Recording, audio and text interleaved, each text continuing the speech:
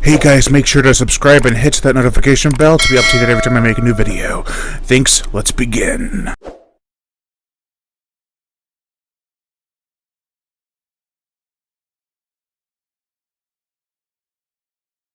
He can shine brighter than a candle because he is.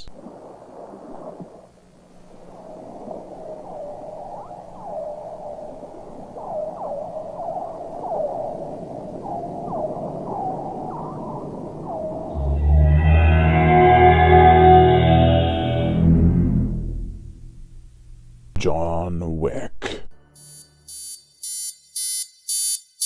This is the 2014 ultimate coordinated revenge film. Not just in story, but in choreography.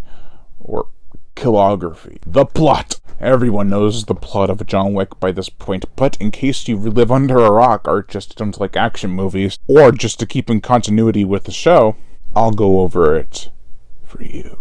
A man of few words receives a late gift from his now dead wife. It was her parting gift. Now that she is gone, the gift, the puppy, is all this man has. That is until some punks break into his house, steal his car, and murder his dog. Now, this man, who turns out to be a notorious assassin, is out for bloody revenge. Damn straight.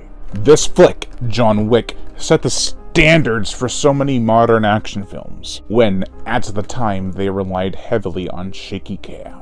The prolonged, steady fight sequences are a testament to the talent behind and in front of the camera. I also love when the reveal happens, John being an assassin. It doesn't need to push any harder with the story. However, instead of it being a run-of-the-mill action revenge film, it continues with the story with style and finesse. It could have stopped with him being an assassin, but it chose to explore the world of the assassin. We're killing strangers. We're killing strangers. It's creativity like that a lot of films that were inspired by this one kinda lack. Nobody did do a good job with its characters and action, even though there isn't much story needed. In that film, though, it is relatable to the character. It just had one more thing to ruin his day. In John Wick, though, there was plenty of room to explore the world outside of the character, and it thankfully chose to do so. For the characters, we have John Wick, played by Keanu Reeves from The Matrix, is a man who lost everything, but found something. It wasn't the last gift from his dying wife. It was the will and desire to take revenge upon those who took that gift away. Now, Keanu isn't the best actor in the world, so for this film he doesn't have a ton to say, nor did he need to. I'm thinking I'm back. So you can either hand over your son, or you can die screaming alongside him! He still manages to ooze cool and menace, more than any character in this film, which is saying a lot. He is also like a secret assassin, so that helps. Viggo Tarasov, played by the gone much too soon Michael Nyqvist, is the father of the young man who took everything away from Mr. Wick. He doesn't value his son's life entirely, but he does care for him, for he is blood that Wick will try to spill. However, there is no respect given for him. Tarasov is a cruel and malicious man, a real mafia leader type. He doesn't care what Mr. Wick lost, he's only out for his own self-preservation. Losov Tarasov, played by Alfie Allen, who was the silent card trick guy from The Predator 2018, is a true spoiled punk. All he wants is to live life, do sex and drugs, and drink from a bottle.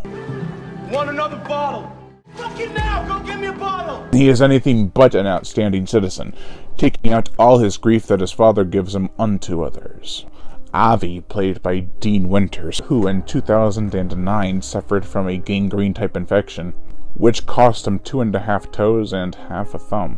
And in 2 years, had 16 surgeries. He was offered the part as Mayhem for the Allstate commercials in the hospital. Anyway, he is Viggo's right-hand man.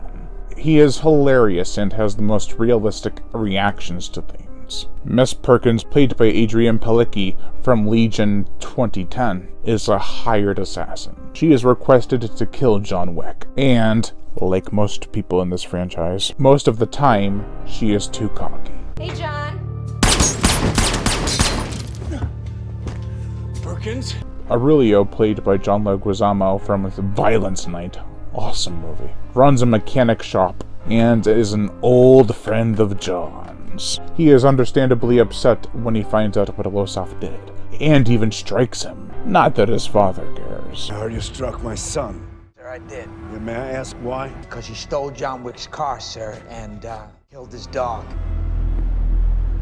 Oh. Marcus, played by the awesome Willem Dafoe from Daybreakers and The Lighthouse, two awesome movies, is an old friend of John's. After Wick's wife died, he wanted to check in on him. There's this camaraderie there that I wish was explored more. Suffice to say, they have great chemistry when they're on screen together for that short amount of time. Winston, played by Ian McShane from the show and movie Deadwood, Jack the Giant Slayer, Hercules, and Hellboy 2019, runs the Continental, a hotel in New York City that is like a haven for assassins. He is an old friend of John's who apparently has a lot of those in this universe. He knows what Wick wants and deep down desires. However, John isn't quite ready to come back as the Baba Yaga, the boogeyman. Or so he thinks. There are so many characters in this franchise. I'll go into some more of them in the sequels reviews, but needless to say, they're all memorable. The film is well balanced with the amount of character screen time and action screen time. The film's humor is spot on. It mostly lies on who and who isn't on John's side. If they are on his side, you can expect light-hearted, funny exchanges. But if not, you can expect violence, bloody mayhem, and carnage.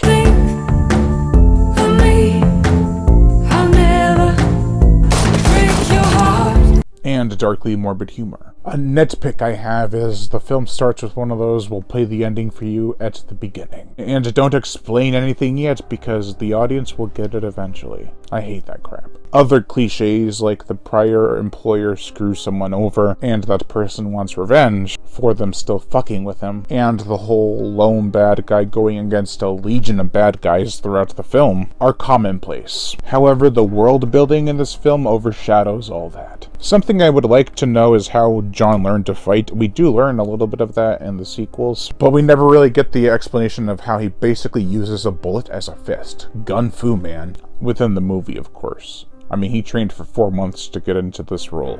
The rest of the film is spot-on action and bloodshed, and it kicks ass. The gore, the effects, lots of blood and bullets fly. There are so many awesome scenes of brutal savagery. My only gripe with this is the actual bloodshed.